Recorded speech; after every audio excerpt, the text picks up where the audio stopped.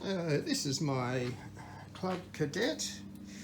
It's a 0-turn RTZS with steering wheel, not pulleys. Now this particular model is no longer available. I've owned it about 2 years. It's got about 70 hours on it. Now these plastic side pods are no longer, and there's a whole new range available. I will say the side pods are easily damaged, as you might be able to see. I work in or mow in quite tight conditions sometimes, near shrubs, small trees, etc. So the plastic does get damaged easily. Now, one thing I will say about the motor, if you're the sort of person who is able to service it yourself, it's easy access, really easy. So as you can see, there's the fuel filter. Oh, sorry, there's the, just bumped into something, but there's the oil filter down there, and it's an easy motor to access, which is a bonus. Air filter is here. Something interesting when I bought parts to do the 100,000 service was that they asked me about a pre-filter because I bought a new filter. Now, it didn't come with a pre-filter. There's it comes with a normal filter, as you can see underneath, but you can put a pre-filter on it. Now, obviously, that saves a lot of the finer stuff getting into the filter and making the filter last longer. So just keep that in mind, that a pre-filter is available and will give your filter a longer life. Another reason I bought this was the steering wheel.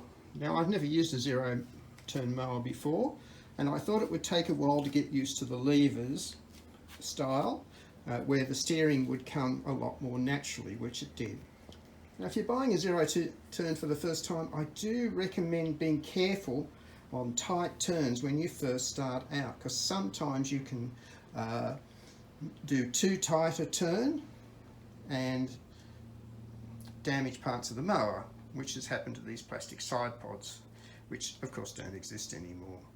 I'm not sure about the newer models, but when I got this, you didn't know where the full mark was, and you can see here I've put a line there which is full. Otherwise, if you keep filling it, overflows. So that's one little thing to be careful of.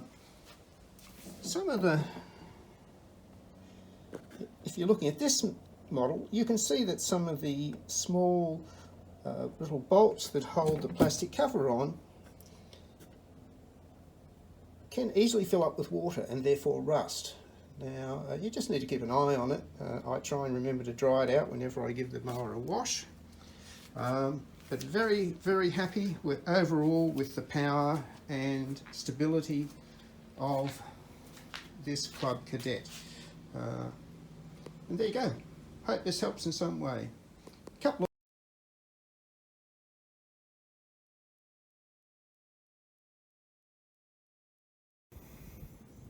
Now, I've got a brand new chute. Now, the reason for that is that this is the old one. And then, as you can see, it's had a hard life. Now, all that is caused by the blades, not me hitting things. So, the problem lies in the fact that when you're mowing, if you happen to come up against a tree, a shrub, or in this case, a lot of this damage was caused by an old stump that was hidden by long grass, and I forgot it was there. But be very cautious that it doesn't take a lot to damage these. So if you are getting close to any obstacles, it's a good idea to stay clear or pull the chute up so that it doesn't get damaged. It might also be a good idea, and I'm thinking about it, is to put a hole in the new chute and then put a rope or elasticized band on it so that it can be pulled up when I'm in a tight situation. I learnt? Well, look out for flat tyres. I've never had a flat tyre on a mower before, but I've had two. And I've learnt from my local workshop that if you let the tyre pressures get too low, dirt and grime can get on the rim and therefore break the seal. So keep that in mind, even though it was recommended to me to run a lower tyre pressure, which can have advantages of grip. I've now had two tyres go flat, thankfully not damaged, and were able to re-inflate.